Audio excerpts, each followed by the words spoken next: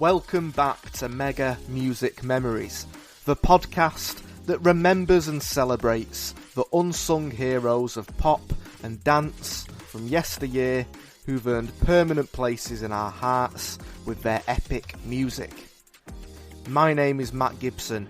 Join me as I interview artists from the 90s and noughties who, in my view, don't always get the plaudits they deserve for the amazing music they made and the magical memories they've given to us fans. If you're a nostalgia nerd, subscribe and stay tuned as we continue our journey looking back at an awesome era.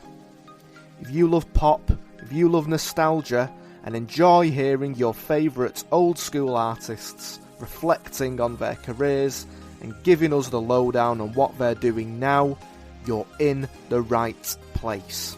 So buckle up, because we've got some serious reminiscing to do.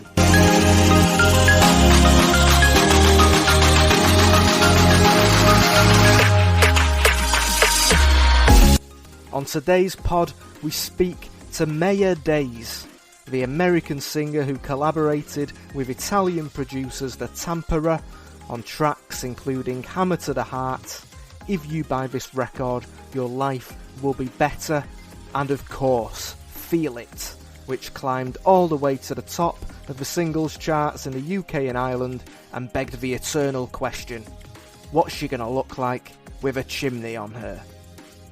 As well as being a successful recording artist, Maya is also a huge star on Broadway, having starred as Mimi in Rent, Mary Magdalene in Jesus Christ Superstar, and in the title role of Aida.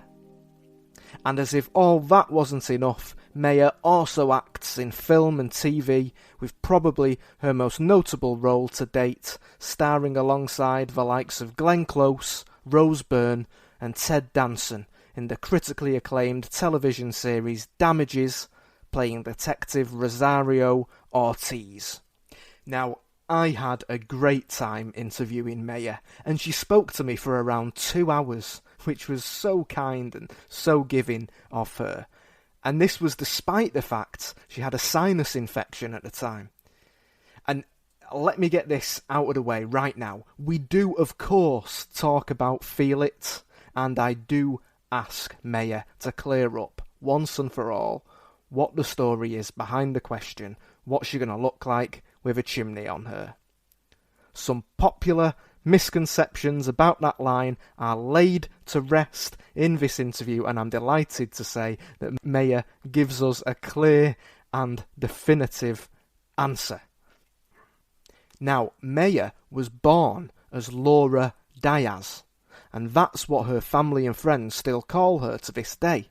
So, I began our conversation by asking where the name Maya came from. The Tamperer, who are the Italian producers, they said that Laura wasn't, it didn't roll off the tongue. So they said, we like Maya. And I said, okay, whatever, we can do that. And then we got word from Maya, the other Maya, the MYA, yes. Superstar. And at the time, we looked kind of similar. Light-skinned Black women, long hair.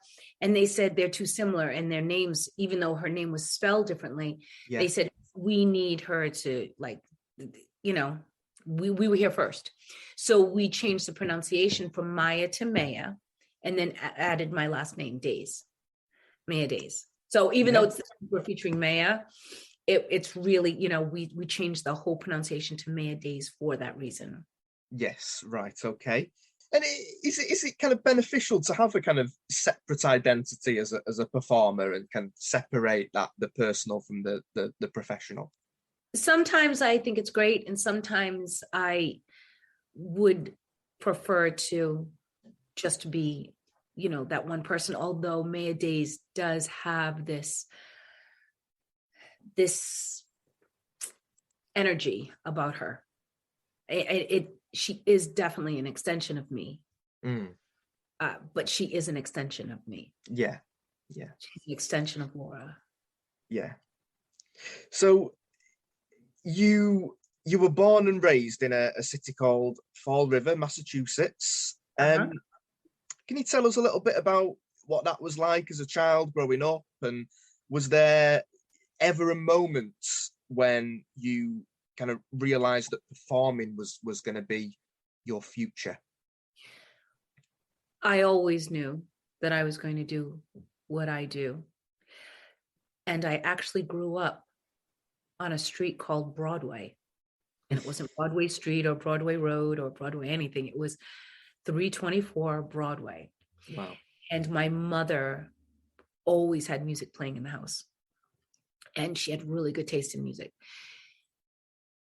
So I was really young and she was playing George Benson's on Broadway. And I'd listen to the words and say, oh, they say the neon lights are bright on Broadway. And I'd run down to the end of the driveway because we lived in a concrete jungle type area, you know, houses with all single parents, single moms. I didn't grow up with my father or any siblings, just me and my mom. And I didn't know it wasn't pleasant until I knew it wasn't pleasant. You know, I had a lot of really good friends in that space. I'd run down to the end of the driveway and I'd look up and down the street and say, where are these neon lights that this man is singing about? Because I knew I lived on Broadway, thinking that it was all the same, right? I'm a baby. So, but I've always known, is my point. Yeah. You say it sounds like it was just meant to be, doesn't it? It does. And many people told me that I wouldn't do it. I mean, and that's very important to say to you. I would have people say things to me like, and people at school, teachers, guidance counselors, other people's parents, my mother. Well, you need to do something realistic. You need to choose something else, you know. And I'd say, well, that is realistic. I don't understand how it's not realistic. I don't understand. What else am I supposed to do? I don't like to do anything else. I'm doing this. And I had people say, well, you're going to have to get a real job. And I thought to myself, yeah, probably not. I mean, but at some point I did. Obviously, you know, I just didn't float into this. But I always knew that it was for me to perform on a stage, always. Did your grandmother play quite a big role as well in kind of nourishing your creativity at that point? So as I was just saying that to you, I was thinking about standing on the coffee table in my grandmother's living room with a brush and singing. And my grandmother was my most amazing audience. She would sit there for as long as I stood there and clapped and smiled. She smiled at me all the time. Every time, every time my grandmother looked at me, she smiled at me. And that type of unconditional love really does give a person a certain level of strength. It's really beautiful. Yeah. Oh. I know you didn't grow up with your dad, but he was a successful musician as well, wasn't he? Yes. What can you tell us about his music, and did that influence you at all growing up? His name is Joe Thomas, and he was a jazz musician, and he came up in the 60s, initially with a group called the Rhoda Scott Trio that consisted of Rhoda Scott, who was the lead singer, my father, Joe Thomas, and Bill Elliott. And Bill Elliott was the former husband of Dionne Warwick. So, and my dad, that was like his social circle, basically. And he did well. He did, he went on in the 70s to have a few disco hits. One song called Plato's Retreat, and another song called Two Doors Down, which was a remake of Dolly Parton's Two Doors Down. But He did a disco version of these things, and he did really well. He played every major festival, you know, he did really, really well. And he was respected in the industry, in the jazz industry. Cissy Houston sang backgrounds for my dad, who was Whitney Houston's mom. Right. It was that level of professionalism and talent. So, which totally skipped me because I can't play anything. Like I no, but I mean, like I can't, if my right hand needs to do one thing and my left hand has to do another thing, that's probably not going to work out. Where my son can play piano, like it blows my mind. My husband and I will, be sitting at the dinner table and my kid gets up and he just starts playing at the piano. We're like, whose kid is that? Because either of us can do it. I mean, I sing, but. You mentioned earlier about, some of the outside influences at school and so on, kind of like talking to you about having a like a plan B, if you like, and stuff like that. Now, I understand one of your first jobs was doing the makeup for strippers at a club in Rhode Island. Uh-huh. Can you tell us a bit about kind of that and how you were feeling at that time in your life? One of the greatest experiences I'd ever had, because first of all, it tested my integrity.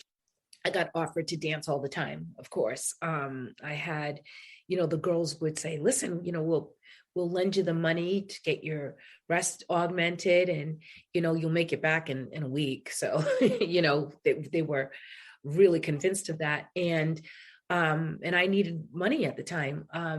But I thought to myself, if my grandmother ever found this out, it won't be good.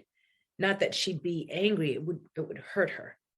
And so I'm not going to say that my self discipline did it. It was more, I didn't ever want to disappoint her. Mm. So no, I'm not going to sit here and go, I was so full of, pride and integrity that I didn't do. No, that's not why. It was because I never wanted to hurt my grandmother and I didn't want to disappoint her. And also I learned so much about human nature, boy, watching, because as the makeup artist, right, you go in early, you get as many girls ready as you have time to do. And then they gave me more authority because I had a really strong fashion sense. And so I was able to go through the club and make sure that the girls, you have to look like money to make money, or you have to really not look like money to make money. I don't know if that makes sense to you. I know what it means, like after working in that industry. But I would go out there and watch these girls, and I watch the people that came in, and you learn a lot about human nature. It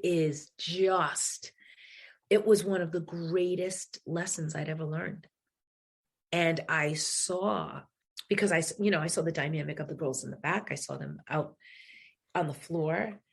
There was one girl who was a Brown grad, cum laude, brilliant, went by her actual name, no fake anything. She barely wore makeup. She made so much money every night, and put herself through Brown University. Brown. Okay, and that's a real true story. She wrote a book about it called The Ivy League Stripper. So, and you saw all walks of life come in.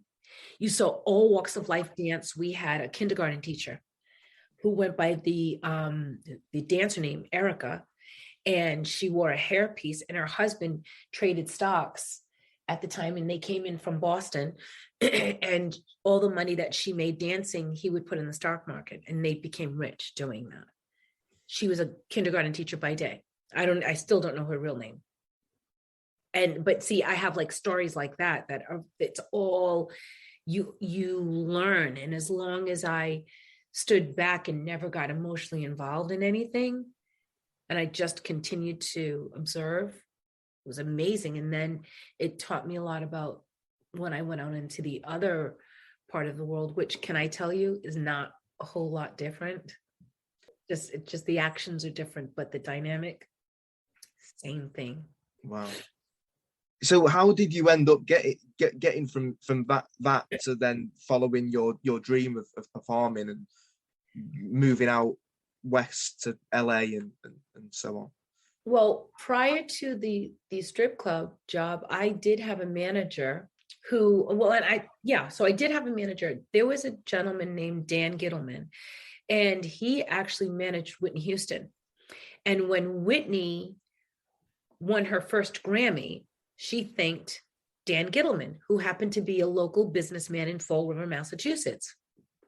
Now, my grandfather was a local Fall River policeman who knew Dan Gittleman. So, and it was on the front page of our little paper, the Fall River Herald News. So my mother is reading the paper and I said, oh, that's Whitney Houston. Oh my God, because she was the first Black woman. See, Diana Ross and Donna Summer were much older than me at that time. Do you know what I mean? Because I was really young and they were women. Whitney Houston was closer to my age. I identified with her. She was the most beautiful thing I'd ever seen in my life. That smile, like, just used to blow me over. And the voice was insane. It was a voice that came out of a girl that didn't look like it should be coming out of her. It looked like it should have been coming out of Aretha. Do you know what I mean? Like more of a woman, a bigger woman. And so when I heard that voice, and then she was on the front page of our paper and she named a local businessman, I lost my mind. And my mother said, Vu, that's our Portuguese version of grandpa, Vuvu. She said, Vuvu knows him. And I said, really? So we called my grandfather and he said, yeah. So he went, Danny used to play cards in a basement at a bakery. And he said, I'll go by and I will see if Danny will meet you. So I went to the bakery and he said, okay, kid. He said, do you have a demo? I was like, what's a demo? He's like, you don't have a demo? I said, I really don't know what a demo is. And he said, well, you have to get your voice. I have to hear your voice somehow. So, figure that out. And I said, okay. And he said, and then just drop it off at my house. And I said, what the heck am I going to do? Like, I don't know. I don't have access to anything or anyone like that. So I went in the basement of our apartment building because we lived in an old school and the acoustics were insane. And I just sang the national anthem because at the time that was the only a cappella thing to sing. And it was actually easy for me. And so I dropped that off and he called me immediately. And he's like, okay. He said, come over. I want you to come by the house. I want you to meet my wife. I said, okay. And then he said, have you ever seen this in front of anybody? And I was like, yeah, sure. Because I sang it local places. He's like, okay, I'm going to hook something up. I want to see what you can do. Well, Matt, he decided that he was going to have me sing at the Patriots game, which is the football team in New England, at Foxborough Stadium, which seats 65,000 people. And I was so naive and unaware. Then I was like, okay, duh, And then I go to the stadium and I was like, what's going on? But of course I did it because it's the national anthem. It's not like it was just part of my, I never, but right. I don't know that I had a repertoire. It was just like Mary Had a Little Lamb or, Happy Birthday. That's what the anthem is for me. Like Happy Birthday is to everybody else. Right. I don't know why that is, but it is for me. So, and then after that, he had me open for Roy Orbison with a local band. And Roy Orbison, came and knocked on our trailer and he said, hey, man, you guys were good. And I didn't realize the greatness I was around. I just didn't. I was young and I just didn't get it.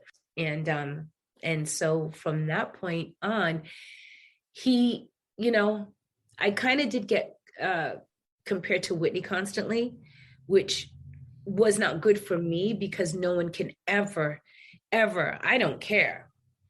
The old Whitney couldn't stand to the new Whitney, to the original Whitney. So you just can't do that. And unless you are made differently, because it's like chasing something that it's not healthy. You have to be the best version of you can be, and you can be influenced by all these amazing talent, but Whitney is the greatest. So that wasn't good. That was counterproductive for me at the time.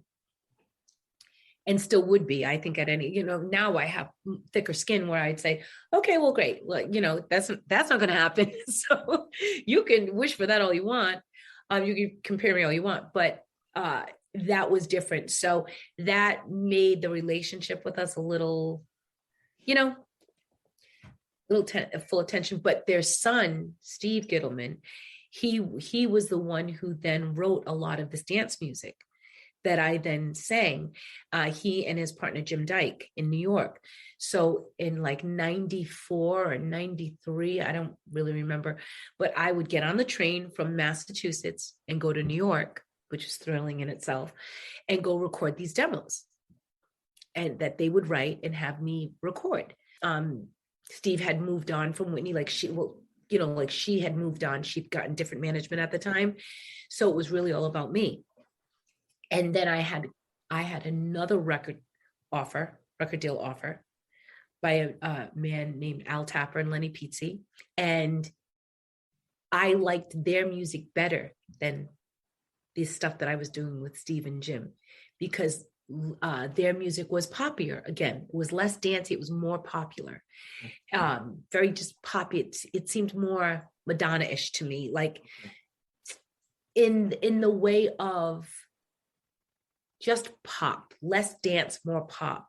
So when I had to make a choice, I chose the other record deal, which obviously didn't go over well with Steve and Jim, nor should it have, because they did put a lot of time into, the demos that we did. And so that was my transition out of the doing makeup at the Foxy Lady, because I had to be at the beck and call of the record company at the time. In my kind of like research, the timeline of like your career starts to get like really fuzzy in the kind of like mid to late 90s. So it's like it's reasonably well documented online that there's this like open casting call for the musical Rents. Yes. Which you go for, and after 5 callbacks, you finally get the gig. And that's a huge deal because it obviously tours the US, comes over here in the UK and in London, and you go on Broadway, the other Broadway.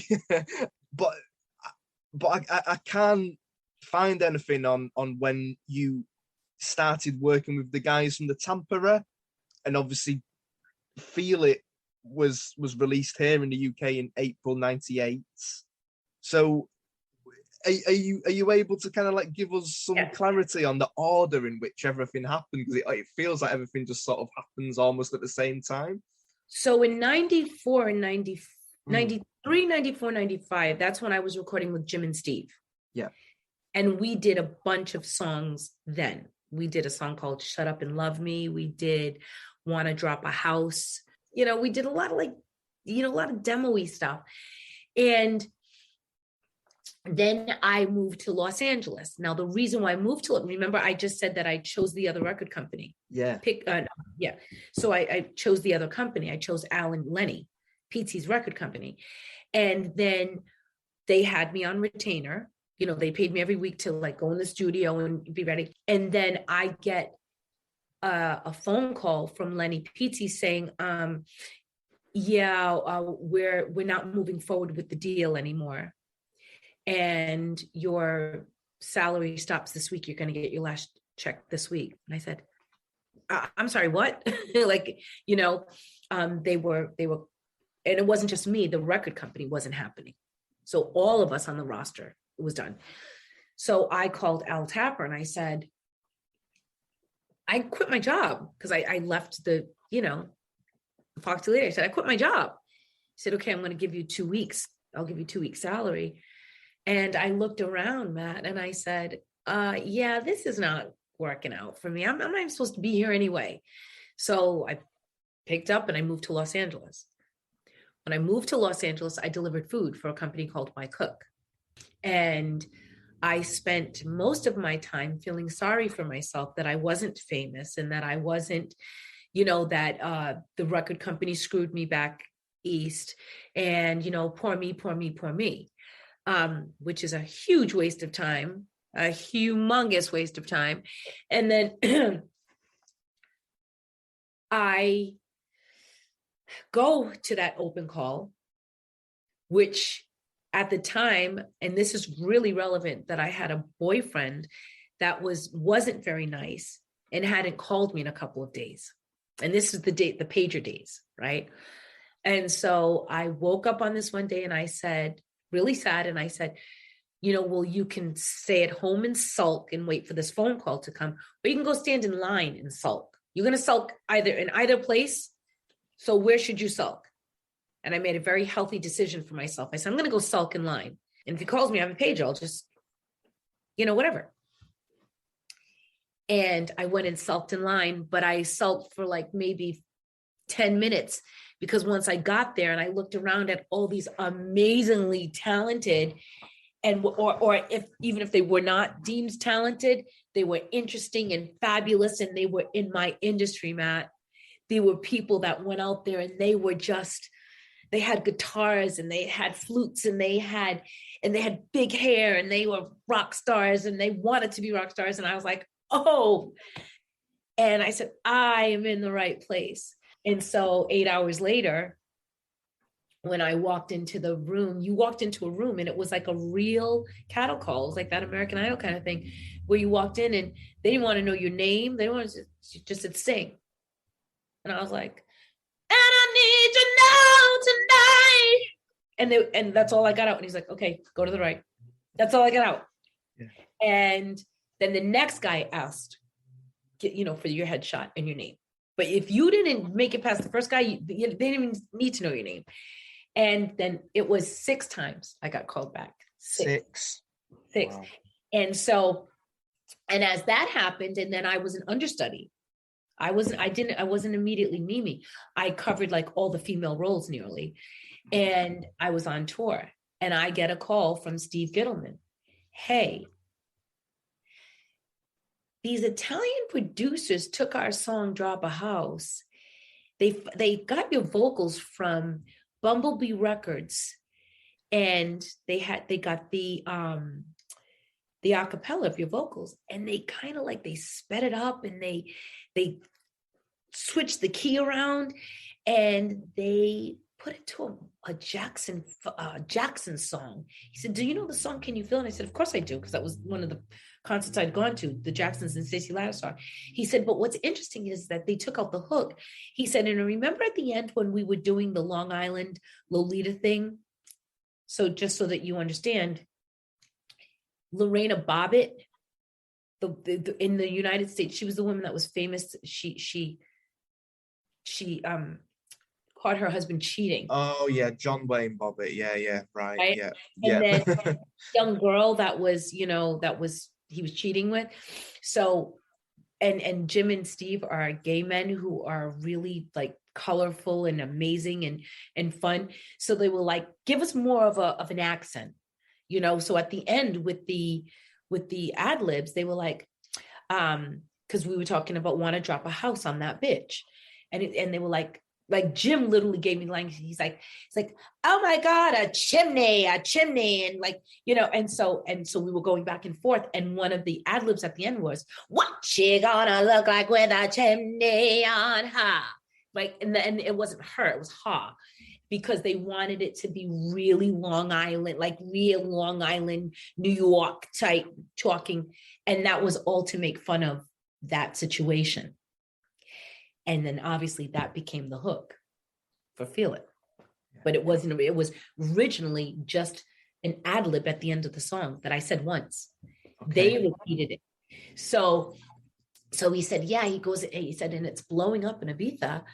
And I got a call and they want to know, do you want to do this? And I said, well, I have a really good job right now. Even though I'm an understudy, I have a really good job. And he said, well, would you be willing to go to meet with the record company people, Giacomo Maialino, in Miami? And I was like, sure, free trip to Miami, I'll do it. So we go and meet Giacomo, and we were at the Fountain Blue. There's this really long table, and Giacomo's at one end, and I'm at the other. Crazy young person, now touring with Rent. Actually, we weren't even touring yet. We were still in LA with Neil Patrick Harris as Mark. And we were, and I was like, I have a job. You know what I mean? And I knew one day I was going to be Mimi too. So I was like, whatever. And so they asked me to quit my job. And this woman, Anna, was translating for Giacomo. So she would say something to Giacomo. And then Giacomo, and then Anna would say, well, we think that, because we need you to quit your job. And now I'd been there before, Matt. That's the reason why I told you that story before. I'd been there. I'd quit a job before for a record deal. That was never happening again. So I said, no, I'm sorry, I can't quit my job. I said, I'll do everything you can. I said, I can leave whenever I want, but I'm not quitting this job. So then Anna says, no, well, I'm sorry, but we need somebody that's going to be there full time. So, we'll just have to have it re-recorded or something. But, and I said, okay, well, it was nice doing business. And then Giacomo from across the table said, no. I like Laura. I like you. We'll figure it out. And I said, you could speak English this whole time. He just smiled at me and raised his glass. And at the time, I never drank any alcohol at all, ever. Just wasn't my thing. And we toasted. And then 2 weeks later, I was back down in Miami, getting ready to shoot the video for Feel It. And my pager goes off, Matt, as we're checking into the hotel on Collins Avenue. And I look, it's a 212 number, which is Manhattan. And I go into the phone booth at the time, still no cell phone, go into the phone booth and I call the number and they said, hi, this is the Rent Production Office. How can I help you? I said, I just missed a call from you. And they said, is this Laura? Because I was still Laura at the time. Yeah. I was Maya for them, but I was still Laura. She said, this is Laura. John just called you, John Corker, the general manager. And I said, okay. And he said, hey, Laura, it's John. Now they gave me the time off. They knew where I was. And I said, hi, John. He said, I'm great, sweetheart. I'm getting emotional. He said, I'm finally calling you with the call you've been waiting for. You're going to be Mimi. Yeah. So I am checking into a hotel on Collins Avenue in Miami, getting ready to shoot my video for Feel It. And the general manager friend, because they were all rooting for me. And I got offered Mimi. I came out of the photo booth and I looked at Steve and I said, they just offered me Mimi. And he's like, okay, kid, this is great. Good thing I didn't quit my job. Do you know what I mean? Yeah. Because they were asking me to do that 2 weeks prior to. So it was really, really wonderful. And then it all just came together, Matt. And I went from literally within a year delivering food, making about 200 a week and dealing with my old Volvo breaking down and like, it was just insane, to crying and missing home every day, to literally having a #1 song in the UK. Because once I got on board with Feel It, then we did Top of the Pops. And after we did Top of the Pops, because we did something in the charts that no one did, I guess, in the UK. It's like you debut at your height and then you kind of go down at the time. But we were moving around in the top 5, like from 3 to 5. And then I did Top of the Pops and we shot to #1. Yeah. And it was so amazing. And the other thing, incidentally, that when I did go to London, see, I grew up in New England.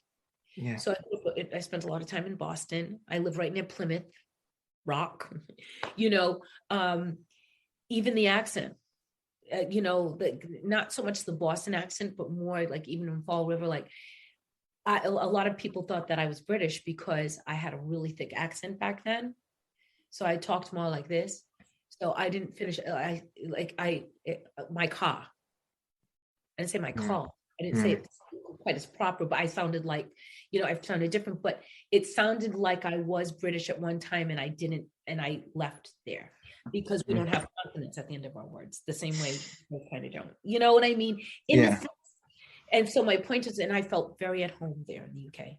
Everything was very familiar to me. Yeah. Because the way of life, if you think about it, people just came here and started up again, right? If you go back in history, and a lot of just the cobblestone roads and the older, I live in a 1927 Craftsman now. I like older things. I like original hardwood and all that other stuff. And I had an apartment that was 1887. It was a mansion that they made apartments then. So for me, going to the UK, a lot of the culture and the way was just similar than if I gone somewhere else. Do you know what I mean? It's like I felt like I knew people, and I felt very at home. The only thing I wasn't acclimated to was all the smoking. Oh my God, back then the smoking was insane.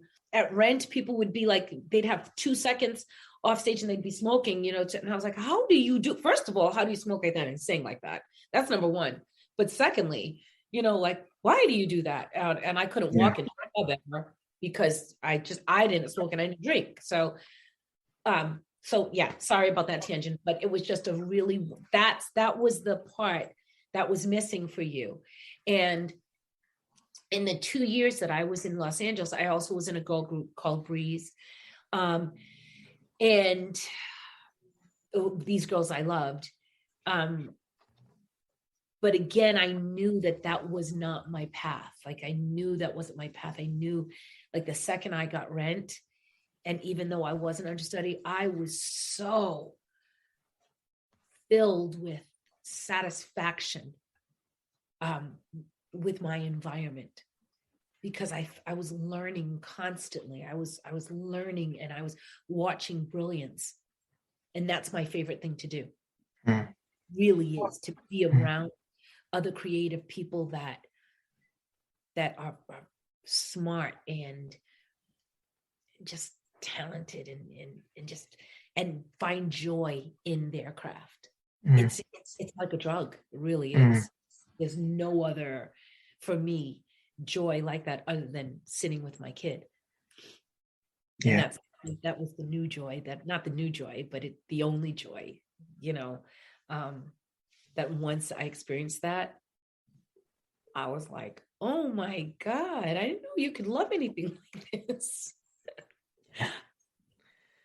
So that clears things up now. Thank you. And one of my questions was going to be, like, doing research, it feels like there's almost like a tension between these two paths for you to take, with the singing and the theatre.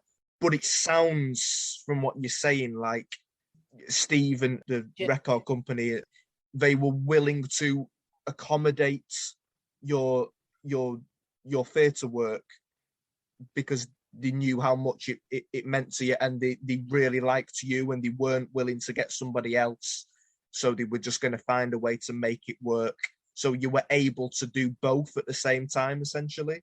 I was, and especially because I was an understudy, so it was easier for me to go away when I needed to.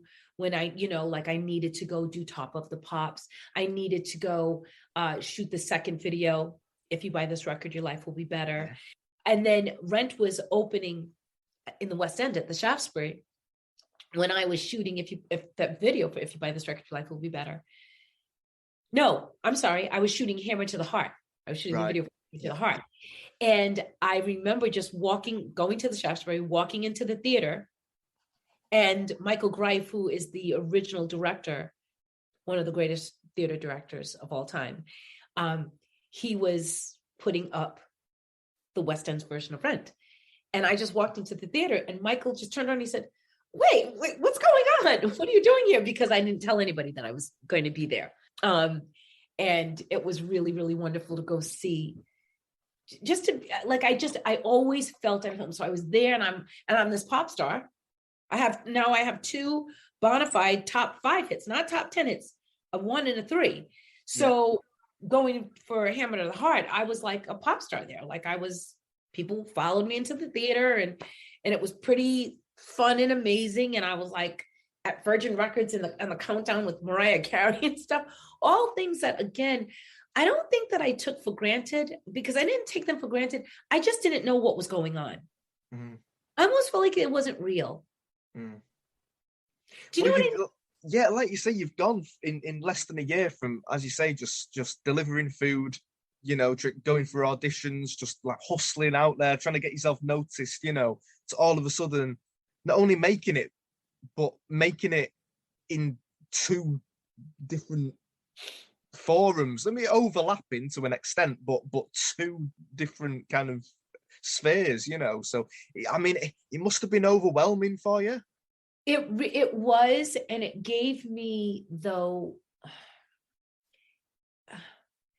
I was alone a lot.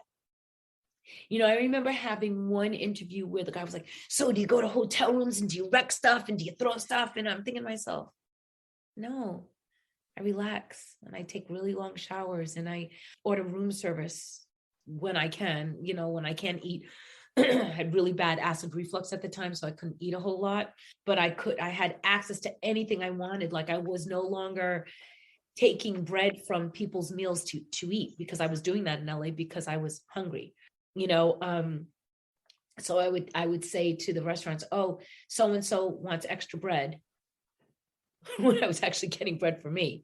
And it was, I didn't live that rock star life at all. And I was alone a lot. I was abroad. All my friends and family were where they were. And then when I moved to Los Angeles, still all my really good friends were in Massachusetts. So it was really lonely. And it's funny because when you hear really famous people talk about feeling lonely, and most of us will go, oh God, you're being so ridiculous, and that you're, what a diva, or, oh, you're being so dramatic, or you're being so extra. No, I got it. I was like, oh, I don't, there's a lot of people that wanted to be around me. I didn't know them. And I wanted to, and I just didn't feel like it, So the transition was, when it was happening, as I was really grateful and was able to buy my mom her first brand new car cash, take care of anything my grandparents needed, help friends that needed it. And, it was a different financial freedom that I'd ever had. Yeah. Right. And I was able to do what I wanted to do, but it takes a lot of work. Like when I see the Beyoncés and the J-Los and I'm naming the Madonnas, I'm naming those women because nobody works harder than any of them. They're extremely disciplined, and they're monsters in their discipline, which is why their success is the way it is. And everybody thinks it's all fun and games. It takes a lot of work to do what they do. And for me, 8 shows a week, think about that. 8 shows a week. Plus, at one point when I was recording Fabulous, the album, the album, I was in Philly. So I was doing 8 shows a week as Mimi.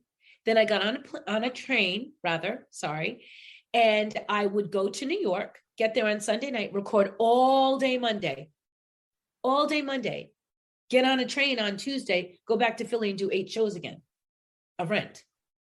I did that for 8 weeks.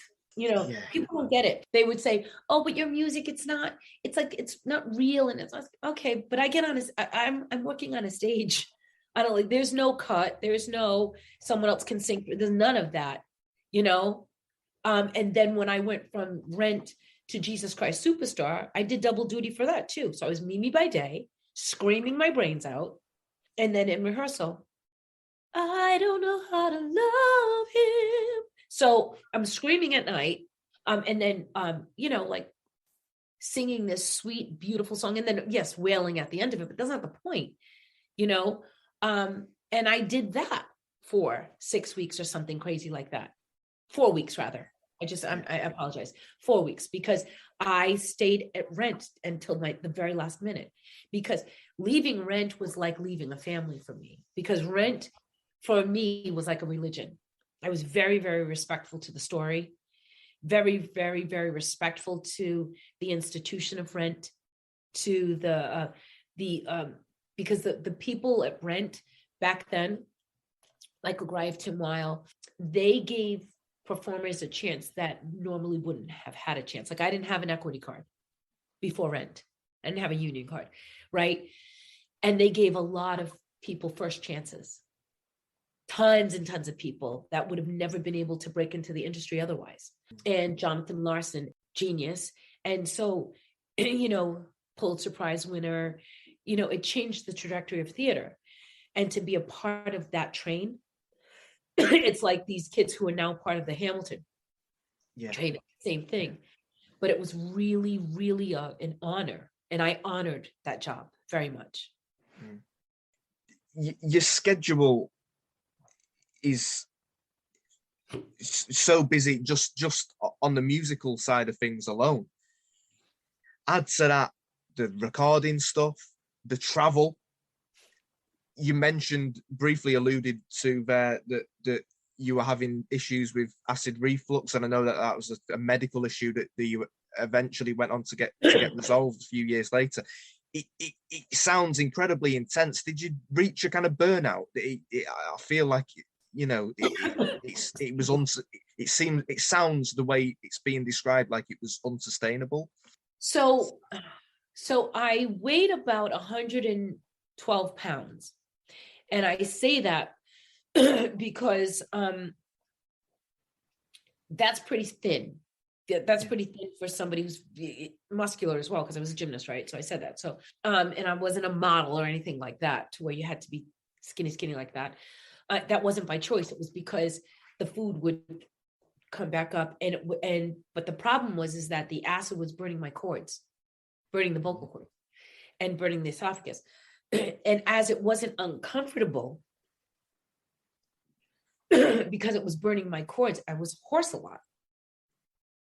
And then screaming my brains out as Mimi, and then going on to doing Mary Magdalene. And then I became Aida. And I was a standby for Aida before I actually took the role on. But what was happening with the reflux is that a lot of times people who think they're asthmatic or have respiratory problems, they don't. The acid is shooting up, and the bronchi is constricting itself because it's protecting itself from the acid. So you feel like you can't breathe, and you feel like you're wheezing and you have asthma, when in fact, no, that's not the problem. The problem is that you have really bad reflux. And so the relevance to this interview is that I couldn't take a deep breath, and I couldn't sustain a lot of notes. And with Mimi, I was running around all the time. Although I did find out, I did have to go to the emergency room when I was in Detroit, because I had a really bad episode of reflux. And that pulmonary doctor is the one who discovered that it was reflux and not asthma, because they'd been giving me inhalers and all this other stuff that it didn't do anything. You could blow yourself up with an inhaler, but if you're still eating something that's going to come back up, and that was a big thing. So as Aida, there's a song called Easy as Life. And at the end, the last note, easy as life. And Heather Headley she's the original Tony Award winning, brilliant Aida. She would hold the note. She could probably still be holding the note now if she felt like it. Like she could just hold it forever, never, never, never. And I could never hold it. Well, once I went and had the surgery, and I had some time off, and I came back, it was a profoundly different world for me vocally. Profoundly different. Like I almost didn't, again, understand what was happening to me physically, because I could breathe. And Matt, I have to tell you that, habitually, like if you have, like, let's say you have a bum hip, right? And you favor the other hip. And then when you get that one hip fixed or that one hand fixed, it's kind of like when someone has a foot amputated, but they can still feel their toes. Yeah. Okay. So even though everything was fixed, I still would take short catch breaths and things like that when I didn't need to. Like I never knew how to take a deep breath for years. I did all of that we talked about prior to this, not breathing. It's incredibly impressive, really, if you think about it. Not breathing. I was like, okay, yeah, you're crazy. Me, like, speaking to myself, it was nuts.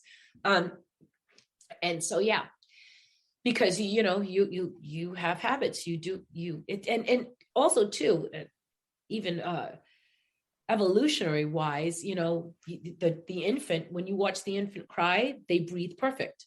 They take a breath in. When it's just the opposite. A lot of people will, as they crawl and then go upright and walk, then they start to take shallow breaths.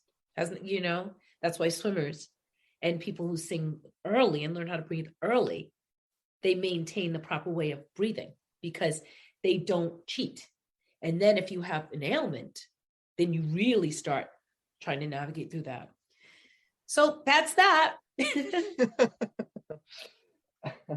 So how do the demands of being a performer in musicals differ from the demands of being a recording artist?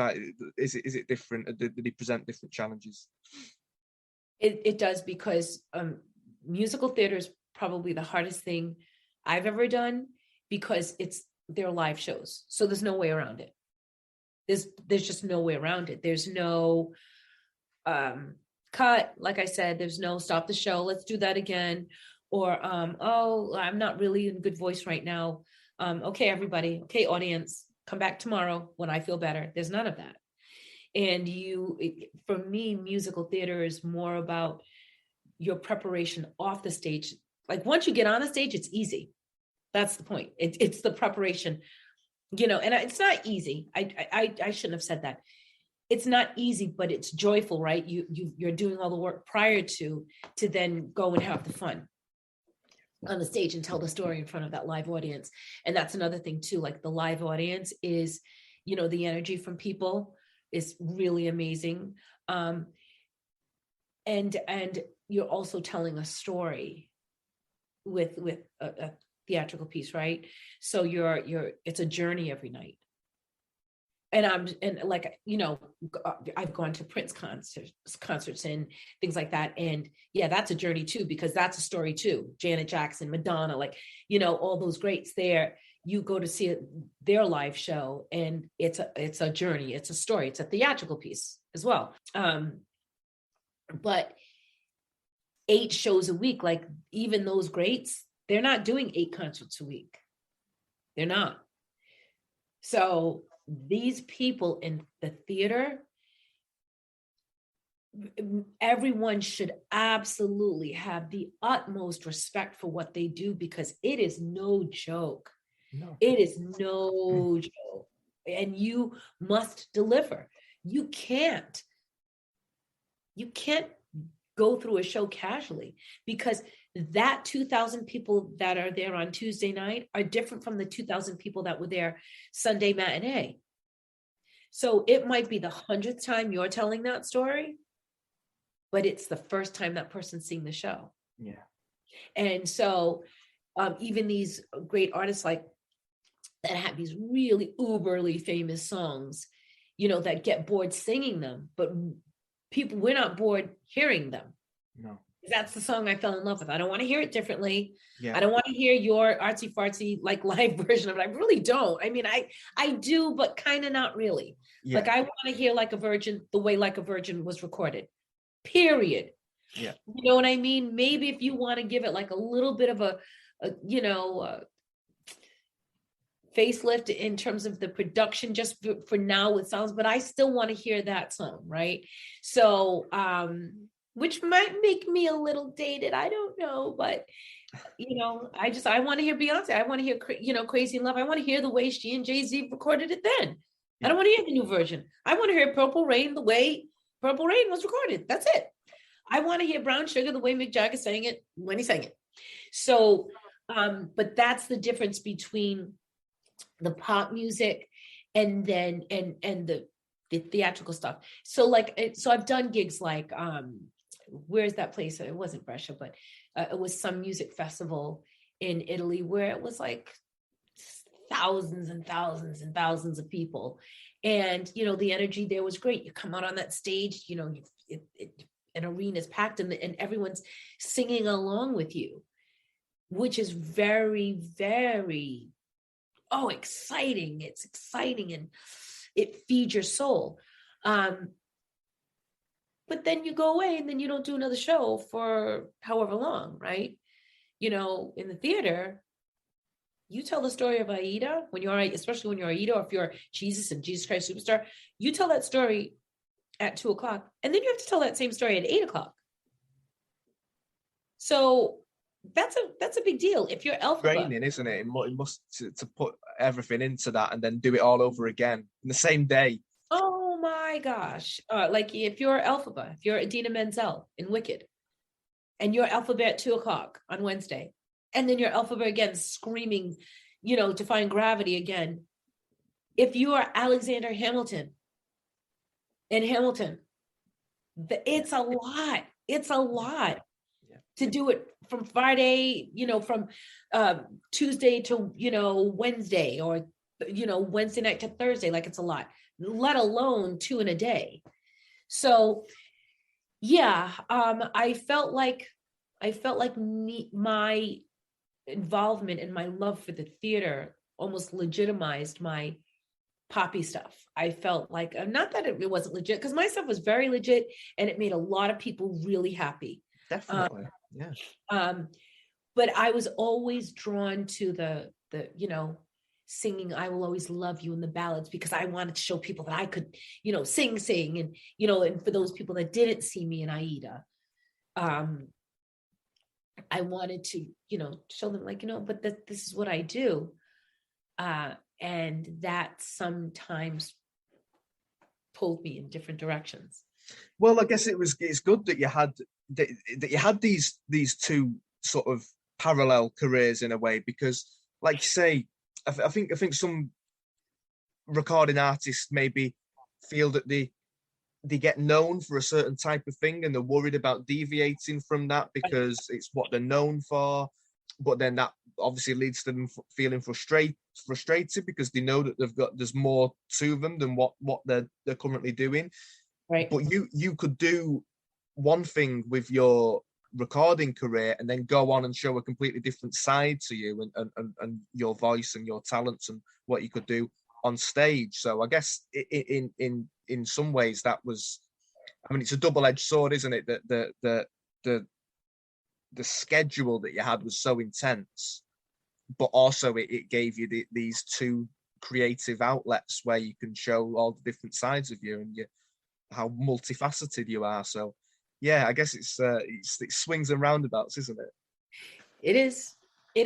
And I was also able, because of theatrically, when I was touring with Rent, right?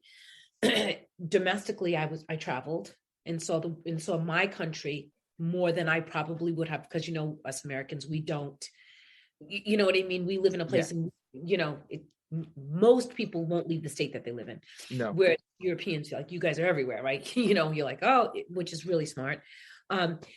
But and then the music, though, the music is what gifted me with traveling the world, right? And see, and also not just traveling the world, but traveling the world in a way where I was very, very, very charmed to travel. Like, if I was in Italy, I had someone who spoke fluent Italian, who I went, showed me all the tricks and trades of, I wasn't a tourist. I was never a tourist. And I was always protected and hosted and, all those things. So that was really a really huge deal. And it made it I know that I was very, very charmed and very blessed being able to do that. We've talked a little bit about all your different roles in theatre. You played Mimi in Rent, Mary Magdalene in Jesus Christ Superstar, the title role in Aida. Of all your roles on stage, which was your favourite and why? So I don't know that I have a favorite. Yeah. Because all of them, again, are extensions of me, which is why I feel like I was successful in those roles. Because Mimi, you were able to just release, right? You were just able to release and emote and be vulnerable. All those roles, you had to be vulnerable. That was the key to those roles. Michael Greif sat me down during the audition. He didn't sit me down, I was sitting down. And I was singing at the audition the song Without You, which is in the second act. And it's when Angel is transitioning into the hospital. And Mimi sits center stage. And initially I was doing this, man. I was like, without you, and doing the whole head thing and stuff. And Michael stopped it, like maybe a line and a half into it. He said, I want you to pretend that the camera is right here. Right here.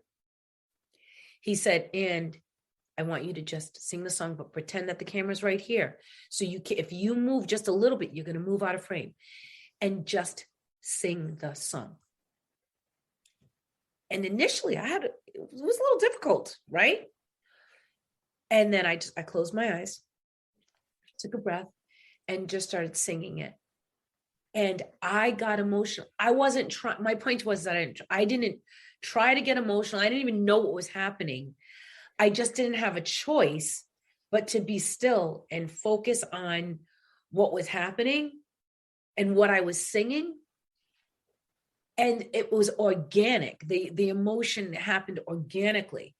Mimi was that role that, oh my gosh, like I would just organically go there every night. I didn't have to think about like someone hurting a puppy, or do you know what I mean? A relative like being harmed to get emotional. Like I engaged in the role and I lived the role in the moment.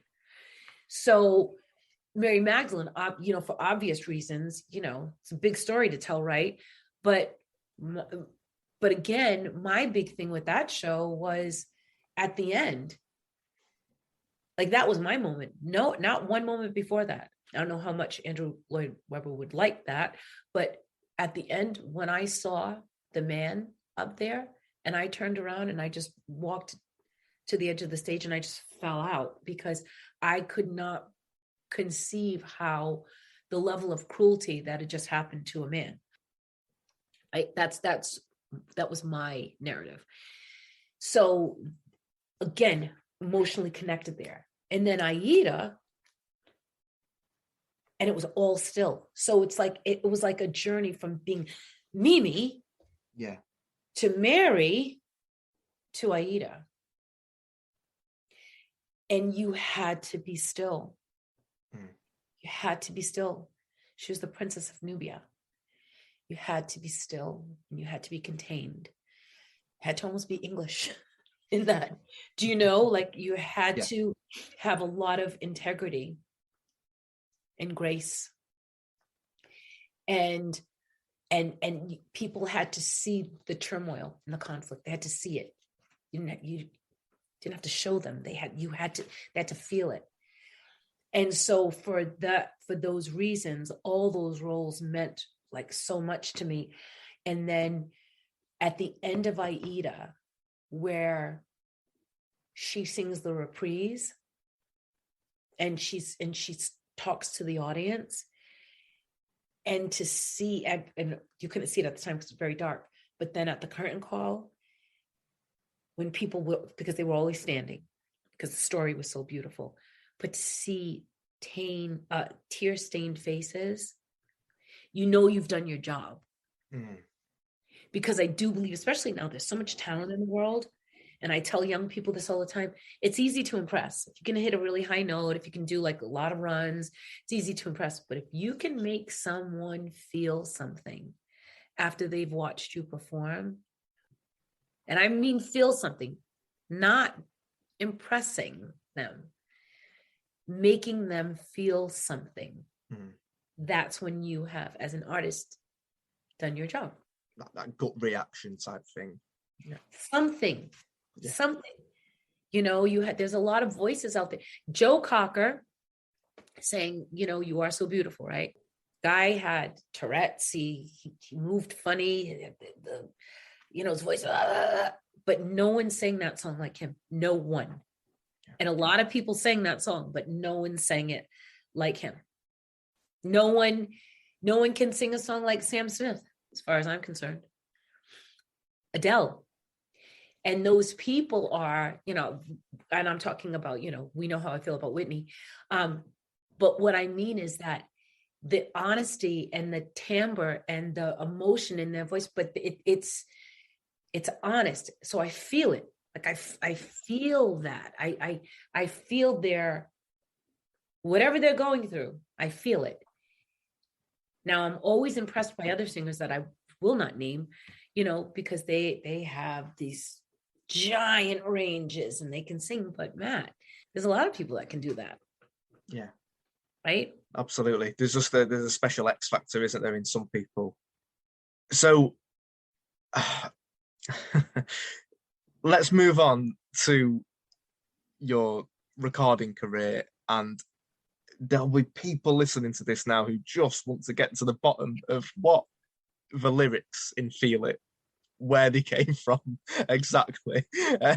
I know you briefly talked about it earlier, but can we get it once and for all from you? What's she going to look like with a chimney on her? What does that mean? And exactly where does it come from? The whole song is based on a metaphor for the Wizard of Oz. Okay. And the house dropped on the Wicked Witch of the East, because the Wicked Witch of the West was the bad one who dies in the movie, who melting, but her sister, the house killed her sister. And Dorothy didn't mean it, but she just so happened to land on the bad witch. And when we talked about that whole affair thing at the beginning, the Lorena Bobbitt thing. Yeah.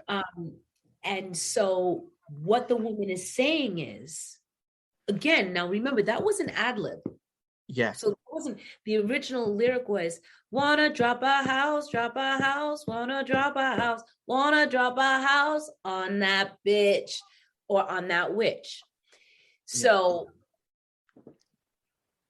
the what she gonna look like with a chimney on her was basically an extension of that.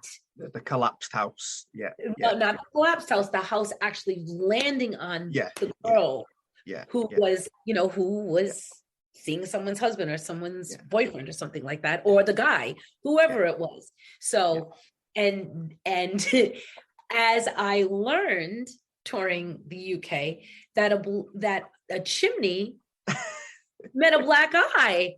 Yeah, it's a Northern Irish saying, isn't it? And there's all sorts of rumours about it being related to that. So it's got nothing to do with that whatsoever. It doesn't have anything to do with it.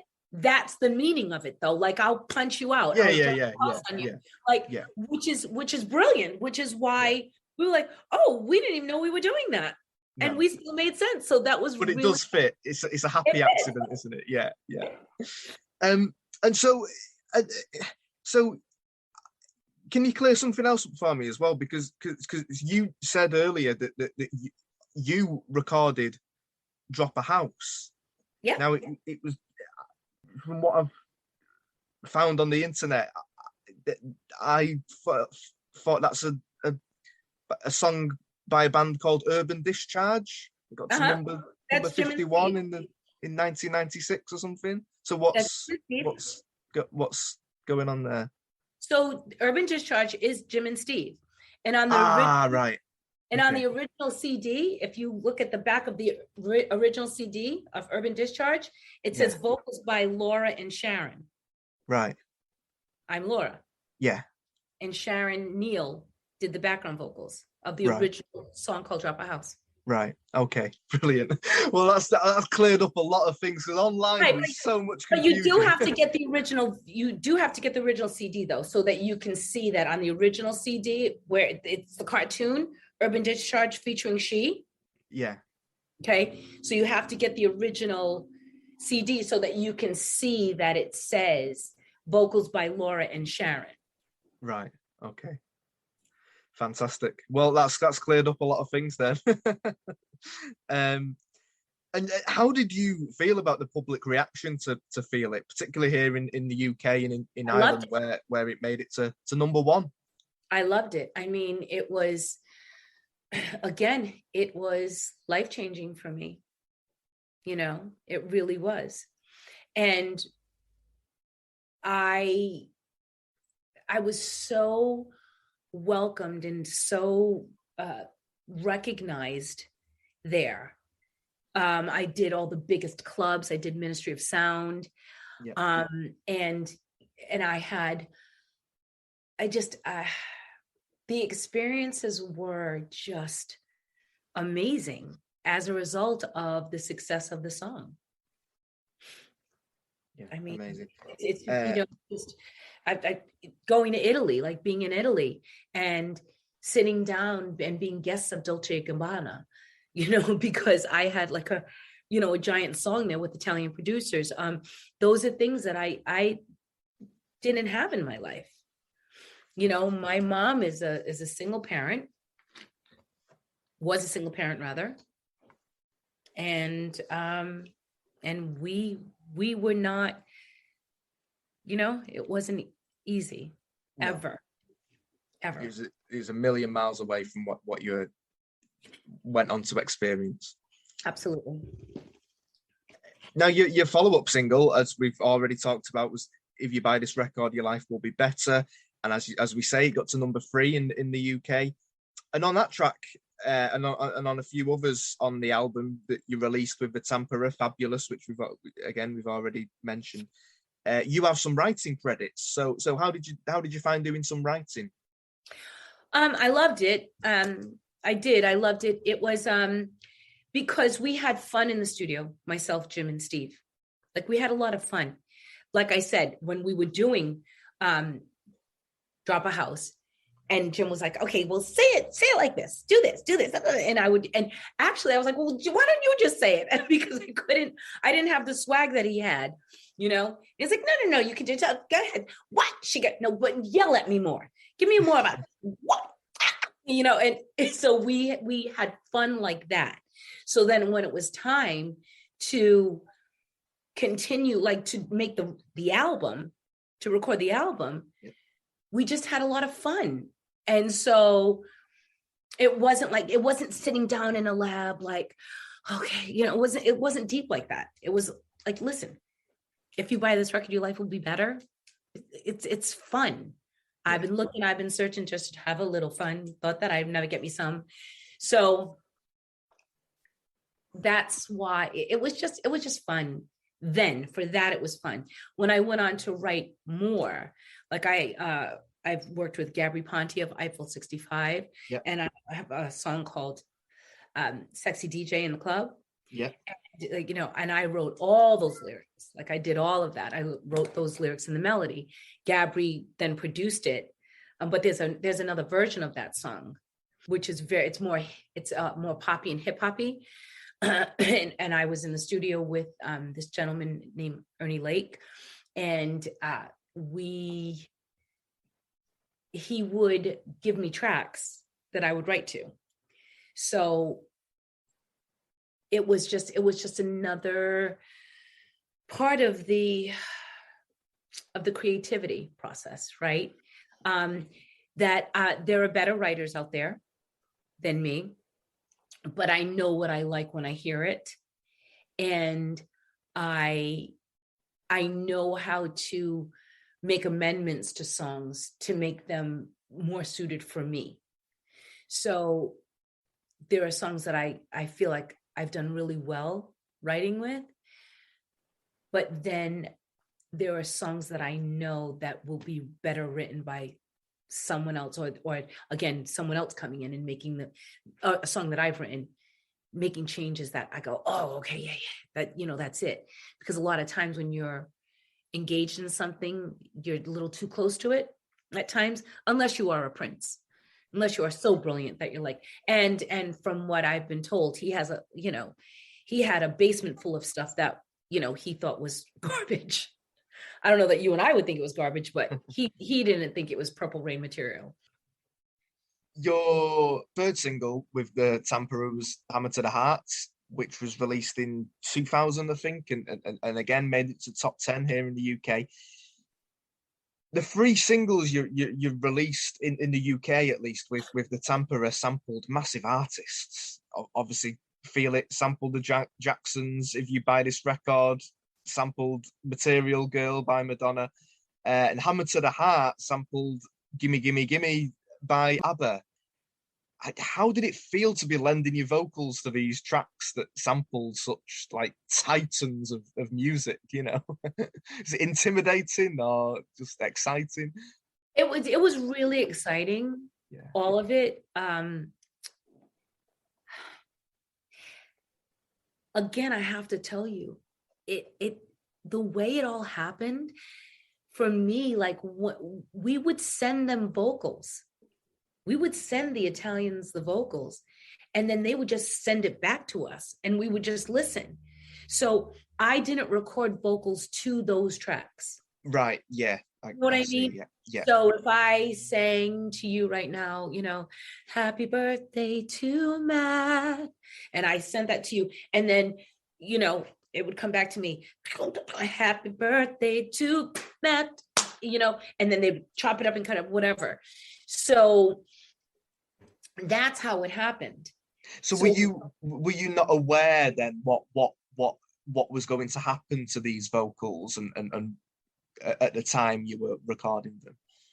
Well, we had vocals, we had tracks that we recorded these vocals to. We definitely did. Yeah. But then they would then take just the vocals. And right. So they didn't say, we're going to sample it with this. Like they would look for records to find. Like I had one, we wanted to re-release Drop a House. And there was a sample that I'm not remembering. If I remember to send it to you later, I will, just for your own personal listening. But the sample was, the guy was just the biggest pain in the what, and thought it was like, still in the 90s where you could charge like hundreds of thousands of dollars for a sample. And it's like, no, dude, that's not the way that goes anymore, So, but we were getting ready to release it because Giuliano Saglia, he did this mix of Drop a House, and it was so amazing. But the person who owned the sample wanted too much, because with Feel It, unfortunately for Jim and Steve, who were the original writers of Drop a House, Urban Discharge, when they sampled it with the Jacksons took most of the publishing. So Jim and Steve didn't really get any publishing for that, because they, and they opted to have the hit rather than the publishing. So they, rightfully so, very rightfully so, didn't want to do another sample deal, because they had to share their publishing with, with whomever owned the rights. So the Material Girl thing was nowhere near the same percentage. I mean, they got much better deal with that. We all did. But, and the ABBA thing, the same way, they weren't crazy with the, with what they were asking for the samples, but it's different. Like Prince never allowed anybody to sample any of his stuff when he was alive. You could cover a song of his with his permission, but you couldn't sample any of his music. It was off, the table. So yeah, it was, we would record the vocals and send the vocals to them, and they would send stuff back, and we would say, oh, that's really cool, or not so much. You need to find something else. And then they'd have to go through getting the rights to those samples, which is why they were called the Tamperer, because they would tamper with other people's songs. Yeah. So after that and the album Fabulous, we sort of never really heard from the Tamperer featuring Maya again. Is there a particular reason why you guys didn't collaborate again, or was it just combination of lots of different factors? No, it was so I moved on to, I really focused on being home. Yeah. Back here, and focused on the, the Broadway career. There's no way I would have been able to be Aida and the same thing that I did as Mimi. And it was time for me to kind of settle. I had been working so hard for, several years at that point. Yeah. And I didn't know what it was like to have dinner at 8:00 with my friends or my family.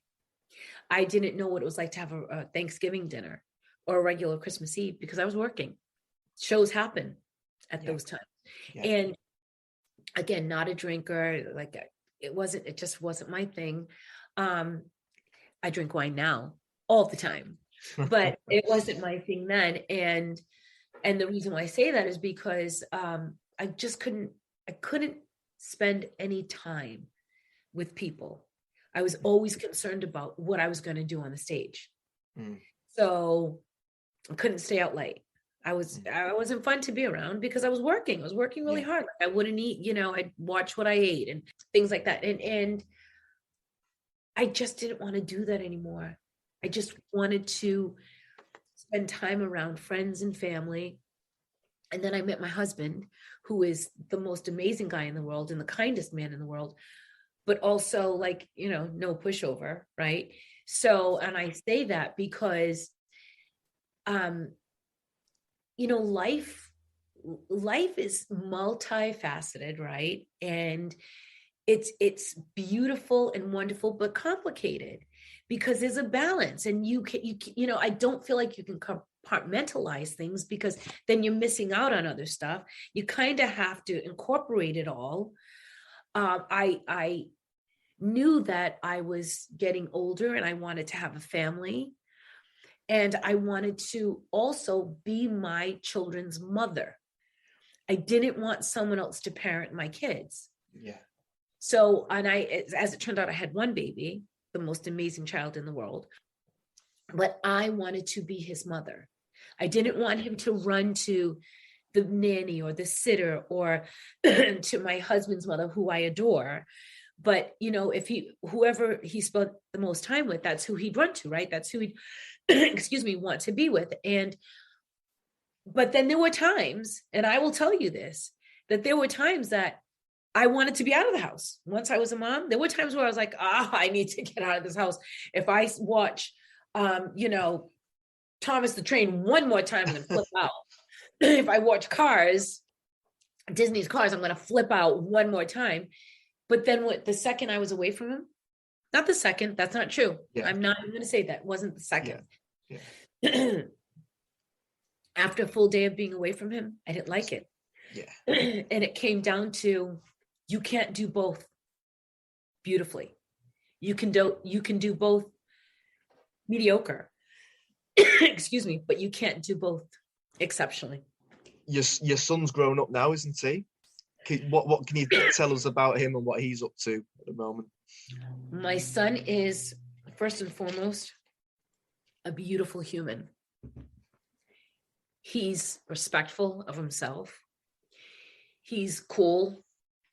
He's a nice kid. He's a nice young man. He's really beautiful. He's really, aesthetically beautiful, but so says the mom. But he's more impressive as a human being. He's a really, really good human being. He plays piano. It's a hobby, but he does do it, and he does it really well. But he's a great baseball player, and he's already committed to a college, and he was committed as a freshman in high school. He's full of just light. When people meet him, they say, God, how did you do that? And I didn't do it alone. Obviously, my husband and I both did it. But he was always a good kid, though, right? And I am very, very strict with certain things. I believe that, you have to follow through. You have to follow through as a parent. And if he started something, he had to finish it, period. And there's room to be, to have a bad day and stuff like that. But unless I'm the reason for your bad day, you can never be disrespectful to me or your father, unless we are the reason for your bad day. And what I mean by that is, no, not because we've told you no, because that could be, I mean, if we are being disrespectful to you or unkind to you, then you have the legitimacy to be, have an issue. But if it's not that, no, too bad, figure it out. And he has. And baseball, because that sport, like that's a really crazy mental sport, right? That little teeny ball coming at you 95 miles an hour and that skinny little bat. Like you have to really be focused for that. And he's figuring it out. You know, he's figuring it out. And he's going to this really great high school now where he got into the high school because of baseball. You know, he does well academically, but he got in because of baseball. And he's now making the transition from a boy to a young man. I mean, he is 17 now, but still he was always like, you know, like that young kid kind of like, hey, and he's getting what it takes to do what you have to do if you want to be great in the thing that you want to be successful in. Because a lot of people can do a lot of things, but it takes a certain mindset and it takes a certain love for what you do. If you don't love what you do, if you don't love it, like I'm looking at you right now and you seem genuinely interested in what's happening. So I want to talk to you. I don't want to talk to people that are not interested in what I have to say. Yeah. What's the point? Yeah. So I've always said to him, like, we never made him play baseball. We don't make him do anything. But when he says that he's going to do something, he has to follow it through. And even if he's good at something, if he doesn't want to do it, if he doesn't love doing it, he has to go to school. He has to go to school. You have to brush your teeth. You have to take a shower. You have to eat. You have to do things like that. And you have to be respectful to yourself first. Because when you're respectful to yourself first, and I have not always been that way, but I have fallen. I've burned my hand on the fire. I have fallen off the curb or the balance beam. I've done all those things. So mommy knows. And what I have learned in not making the best choices all the time, I have learned that you have to respect yourself first and foremost. Whatever that means to you, you gotta do it. Because when you do that, then you emit this light and this energy that, then the universe kind of does conform. It kind of does go, oh, okay, you got this. You're not being a turkey anymore, and it's not easy. None of it's easy at all. Like it just isn't. Doing things, immediate gratification is easy. Making the wrong decision a lot of the time is easier than making the right decision. So much of the time it is. And, it's all a learning process. Yeah. It really is. And you're never going to figure it all out. But when you know better, you got to do better. And you don't always. Well, he sounds like a very impressive young man, and he's got a great role model in yourself to help guide him as well. So we've talked a lot about your musical career and your singing career, but we've not talked really a lot about your acting, because you're a very successful actor as well, aren't you?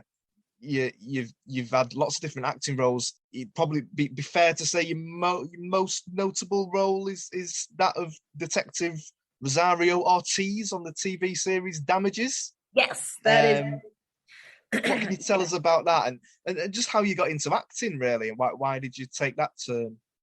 Well, so I had a baby, and it's always been part of it, because even musical theater is, you're singing, but you're also acting. You're telling a story. It's not a concert. You're not, and I don't want to say just standing there, but you are not presenting a song in front of a microphone. You are acting in a role, right? Mm-hmm.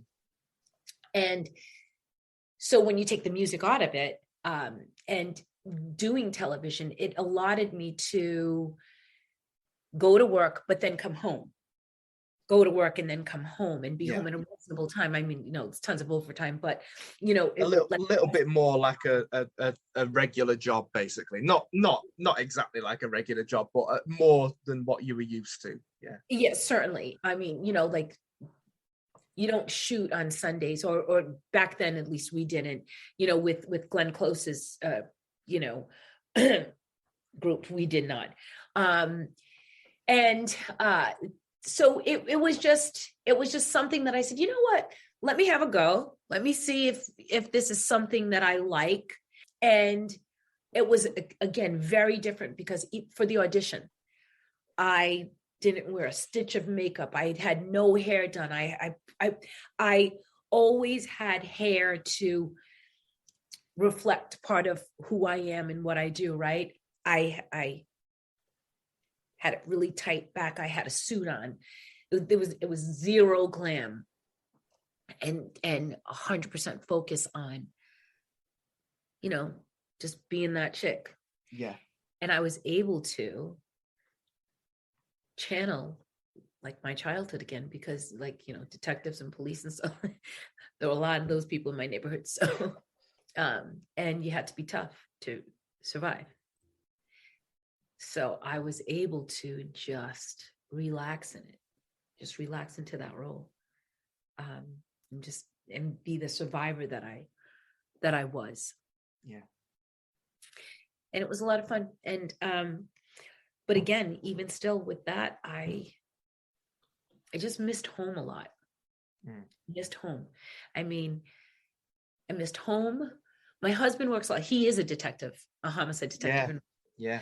He is in Manhattan. So he is the real deal. And the things that he sees are just the really mind boggles. Yeah. And they compromise your emotions constantly, because you just don't know what to do. I could never do that job real. I could never do that, because I would definitely be somewhat of a vigilante. 100%. No, when it comes to children, yeah, I have zero tolerance in that. Zero. Yeah.